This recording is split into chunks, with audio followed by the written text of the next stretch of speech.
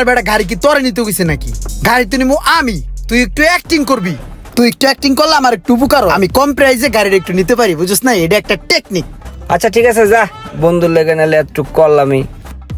সোহাগ ভাইয়ের যে হুন্ডাটা আছে না, ওটা কিন্তু তুই দেখবি দেখবি, সব কিছু দেখবি।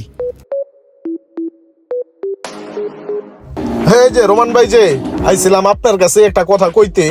গাড়িটা বেচেই মনে করেন যে আপনার টাকাটা আমি দিতে চাইতেছি, যেহেতু ওই টাকাটা ব্যবসায় আটকে আছে, বুঝেন না? এখন আপনি গাড়িটা রাখা দেন, আমার কিছু টাকা পয়সা দিয়ে দিয়েন।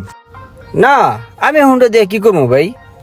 আমার হুন্ডা লাগবে না, আপনি আমার টাকা আমার ফেরত দিয়ে দেন। টাকা পয়সার খুব প্রয়োজন ভাই, আমি আমার টাকা ব্যবসায় কাজে লাগাম।